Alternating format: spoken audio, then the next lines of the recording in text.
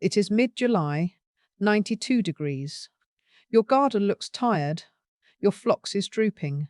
Your hydrangea leaves are curling at the edges. Your container petunias look like tissue paper left out in the sun. You grab the hose and start spraying everything in sight because something has to help. Something has to make it look alive again. Here is what 15 years of growing perennials through July taught me. How you water matters more than how much you water. I lost more plants to watering the wrong way in summer than I ever lost to heat, disease, or bugs combined. And I am not talking about one or two casualties. I am talking about entire sections of a border turning brown and going soft at the roots because I thought more water meant more help. It does not. The routine I finally figured out takes 10 minutes a day, uses less water than what most gardeners spray in 5 minutes of panic hosing, and has kept everything in my borders alive through every heat wave since 2017. The morning part, you probably expect. The evening part, the part that actually saves the most plants, involves no water at all. Here is the full routine, morning to evening, exactly as I do it. The morning is when everything that happens, before 8 a.m., before the sun is at full strength, before the soil surface heats up and turns into a frying pan for any water you put on it. There are 3 reasons this window is the only window, and I want you to understand all 3 because once you do, you will never water at 2 in the afternoon again. Water applied to cool soil soaks deep into the root zone. It moves down through the soil profile the way it is supposed to, reaching roots 6, 8, 10 inches below the surface where plants actually drink. Water applied at 2 p.m. to soil that has been baking since morning loses 40 to 60% to immediate evaporation. I have watched this happen. You stand there with the hose running for 5 minutes and the surface looks wet, but push your finger into the soil 30 minutes later and it is dry an inch down. You used the same volume from the same hose and got almost nothing for it because the soil was too hot to hold the moisture. That alone will change how your garden handles July. The Flower Gardener's Bible has the rest. 38 plants, month by month. $19 at bloomrelay.co. Foliage that gets wet in the morning dries within an hour or two as the sun rises and the air warms. Foliage that gets wet in the evening stays wet all night. 8, 10, 12 hours of moisture sitting on leaves in warm, humid air. That is the single biggest cause of powdery mildew, black spot on roses, and the fuzzy grey fungal patches that show up on phlox and bee balm every August. Every evening watering session is an invitation for disease. I learned this the hard way with a David phlox that I watered overhead every evening for 3 weeks straight. By mid-August, it looked like someone had dusted it with flour. Powdery mildew covered every leaf. The plant survived, but the bloom was ruined, and I spent September cutting out infected stems. That never happened again once I moved all my watering to the morning. The third reason is about biology. Plants absorb water most efficiently in the early morning when their root pressure is highest after a cool night. The cells are full, the stomata open as sunlight hits the leaves, and the entire water transport system from roots to leaf tips is ready to move moisture upward. Water delivered at 3 p.m., when the plant has already shut down its stomata to conserve moisture, just sits in the soil waiting for the next morning anyway. So deliver it in the morning. Let the plant use it when it is ready. That is the timing. Morning, before 8, when the soil is cool and the plant is primed. But here is where most gardeners go wrong, even when they get the timing right. They water every day without checking whether the soil actually needs it. The technique I am about to show you prevents the #1 killer of July gardens, and how you deliver the water after that determines whether roots grow toward safety or toward death. Before you turn on the hose, check the soil. Every single time, push your index and middle finger 2 inches into the soil near the base of a plant, not the surface, 2 inches down where the roots are actually feeding. If you feel moisture, do not water. Walk away. If it is dry 2 inches down, water that area. This takes 3 seconds per spot, and it is the difference between a gardener who helps and a gardener who drowns. Here is why this matters so much in July specifically.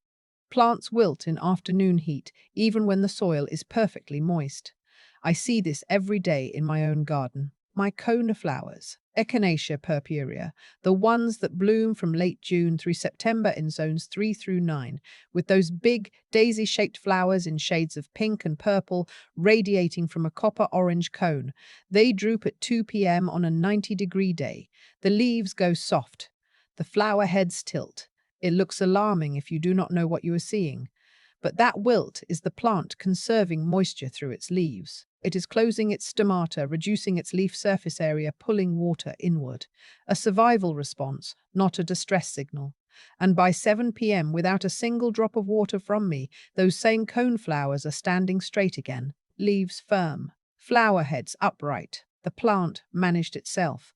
Adding water to already moist soil because you saw an afternoon droop is how you waterlog the root zone. Saturated soil has no air pockets. Roots need oxygen the same way we do. When every space between soil particles is filled with water instead of air, the roots begin to suffocate. Then the beneficial fungi that help roots absorb nutrients die off. Then the anaerobic bacteria that cause root rot move in. I have pulled plants out of the ground in August that looked perfectly healthy above the soil line and found roots that were brown, soft, and falling apart. The soil was soaking wet. The plant was rotting from below because someone, meaning me, kept adding water every time a leaf looked tired. The two-finger test separates real thirst from normal heat response. It costs you 3 seconds. Use those 3 seconds. They will save you plants that no amount of water can save once the rot starts. Now point the hose at the base of the plant, not over the top. Water the soil, not the leaves. Overhead sprinklers in July spread disease, waste water to evaporation, and leave droplets sitting on foliage in direct sun where they do nothing useful. A gentle stream at the base of a plant for 30 to 60 seconds soaks 8 to 10 inches deep. That is where you want the water, below the hot surface. Down where the soil stays cool, even on the worst days. Here is why depth matters, and this connects to something I need you to carry through the rest of this routine. Shallow sprinkles, the kind where you wave the hose back and forth for 10 seconds across the surface. Train roots to stay in the top inch of soil. The roots grow toward the moisture. If the moisture is always at the surface, that is where the roots stay. And that top inch hits 120 degrees on a July afternoon in full sun. I have measured this with a soil thermometer in my own beds. 120 degrees 1 inch down. Shallow roots sitting in that heat cannot survive. They cook. The plant looks fine in the morning, stressed by noon, and dead by August. You wonder what happened. What happened is you trained the roots to live in the most dangerous part of the soil by never giving them a reason to grow deeper. That is what I mean when I say how you water determines whether roots grow toward safety or toward death. Every shallow sprinkle pushes the root architecture in the wrong direction. Every deep soak pulls it toward cooler, more stable ground. A deep soak encourages roots to push downward, 6 inches, 8 inches, 10 inches into the ground, where the temperature stays in the 70s even when the surface is scorching. A soaker hose or drip line laid along the base of your border is the simplest way to accomplish this. It delivers water slowly, right at soil level, zero splash, zero leaf moisture, minimal evaporation. Run it for 30 to 45 minutes every 2 to 3 days instead of a light spray every day, and you will use less total water while getting far more of it to the roots. Now I want to lay out the actual weekly schedule because this is where the routine becomes something you can follow, starting this Monday morning. 2 to 3 deep soakings per week beats daily light watering in every way I have ever measured. Here is the rhythm I follow. Monday morning, deep soak the entire border. Run the soaker hose 30 to 45 minutes. Or if you are hand watering, spend about 60 seconds at the base of each plant. Slow, steady at the soil.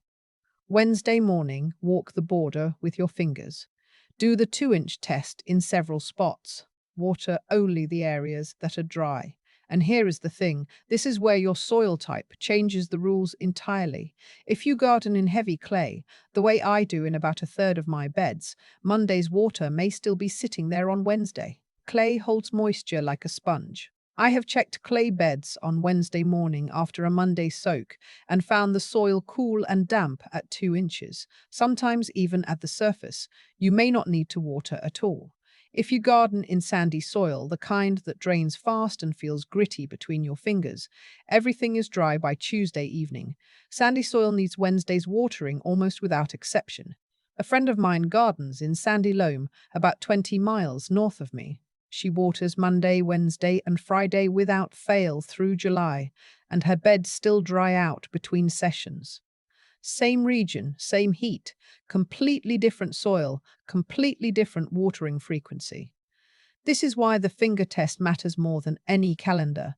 It reads your specific ground, not a generic recommendation. Friday or Saturday morning, deep soak again. That is your full week.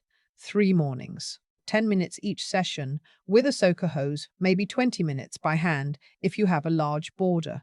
And the garden gets far more water reaching the actual root zone than a gardener who sprays the entire yard for 5 minutes every evening. Everything I have covered so far works for in-ground gardens. Containers follow completely different rules, and if you treat a pot like a border, you will lose it in a single afternoon. A pot in full sun can dry out completely in one day. The soil volume is small. The surface area exposed to heat is enormous relative to the root mass inside. Container plants may need water every single morning in July, and on extreme days, the kind where it stays above 95 past sunset, they may need water twice. The rule for containers is simple: water until it flows freely out the drainage holes, not a splash that wets the top inch. A full soak that saturates the entire root ball from top to bottom. If water runs straight through without the soil absorbing it, the potting mix is pulled away from the edges of the pot, which happens when it dries out completely.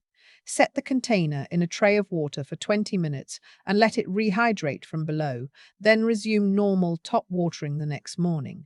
Terracotta pots dry out faster than plastic because moisture evaporates through the porous clay walls. I love how terracotta looks, and I accept that it means watering more often. Dark-colored pots heat up faster than light-colored ones. A black plastic pot sitting on a south-facing concrete patio can reach 140 degrees on the sun-facing side. Your Stella d'Oro daylilies in that pot, the compact ones that normally bloom, those golden yellow trumpet-shaped flowers, from June through September in zones 3 through 9, without a single complaint. They are not struggling because of the heat wave. They are struggling because their roots are being cooked inside a dark container on hot concrete. Move dark pots into afternoon shade if you can. Switch to light-colored containers if you are buying new ones. And lift every pot off the hot surface using pot feet, small wooden blocks, or even pieces of broken brick. That air gap underneath drops the temperature at the root zone significantly. My neighbor did this last summer with 3 pots on her front steps, just slid some cedar shims underneath, and her geraniums that had been fading by mid-July held their bloom through the end of August. A 1/4 inch of air between the pot bottom and the hot concrete made that difference. Always check containers separately from the garden. A border that is perfectly fine for 3 days between waterings can share a porch with a container that needs water of 12 hours. They are different systems with different needs, and the worst mistake is assuming that because the garden is fine, the pots are fine too. Look, anything you planted this spring or early summer does not yet have an established root system. A black-eyed Susan, Rudbeckia, the one that reaches 2 to 3 feet tall and blooms those golden yellow daisy-shaped flowers with dark chocolate centers from July through October in zones 3 through 9. If you just put that in the ground in May, its roots are maybe 4 inches deep. It cannot reach the cool, moist soil at 8 or 10 inches the way a plant that has been in the ground for 2 years can. Those established plants have built an underground network. Your new plantings have barely started. For the first summer after planting, water new perennials every other day if there is no rain, deeply, at the base. For the entire month of July and August, these plants are in survival mode, not growth mode. They are trying to push roots into unfamiliar soil during the hottest months of the year, and they need more help than anything else in your garden. I think of first summer plants as patients, not residents. They have not moved in yet. They are still in recovery, reduced to twice a week in September as temperatures cool and the stress eases. By the second summer, the roots are deep enough to follow the normal schedule. That first July is triage. Give new plants more water than you think they need, and then let the finger test guide you down from there as the roots establish. Now, I want to talk about the one thing that makes every watering session last longer in the soil, and it has nothing to do with hoses or timing. Mulch, 2 to 3 inches of mulch over every garden bed cuts watering frequency by roughly 40%. That is not a guess. That is what I measured over 2 summers by tracking how often I needed to water a mulched bed versus an identical bed I left bare as a comparison. The mulched bed went 3 full days between waterings in July. The bare bed needed water every other day. Mulch shades the soil surface, keeping it 10 to 15 degrees cooler than bare ground. It slows evaporation, so Monday's deep soak is still holding moisture on Wednesday when you check with your fingers.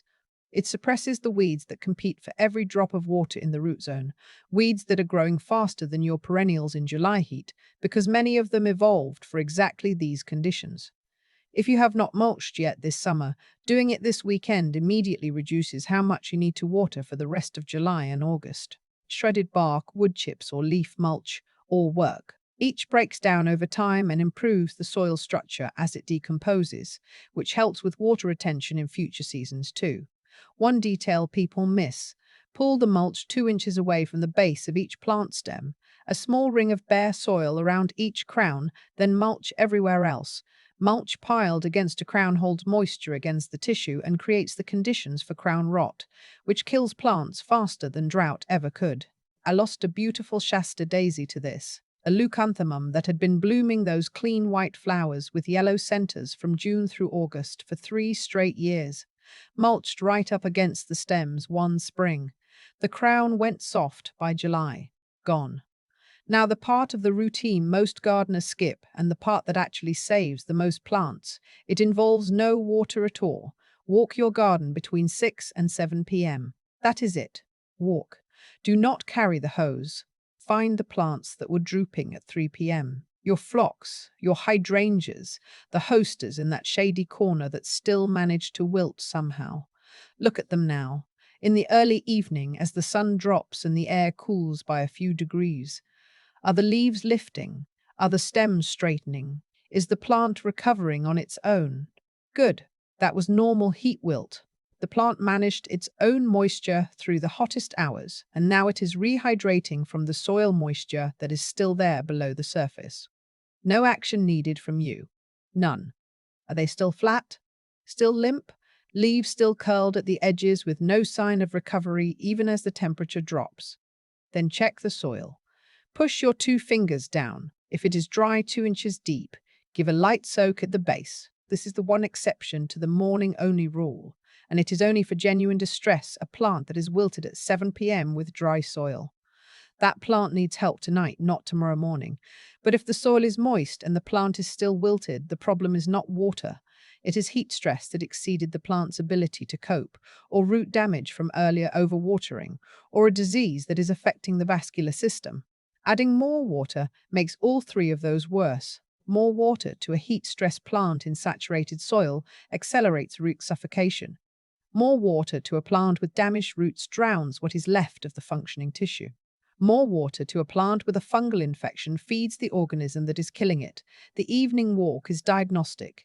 You are reading the garden the way a doctor reads a patient, looking for what recovered and what did not, and adjusting your response based on evidence instead of anxiety.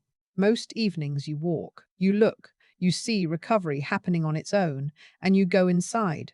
That restraint, the willingness to watch instead of spray, saves more plants in July than any watering technique, any product, any soil amendment.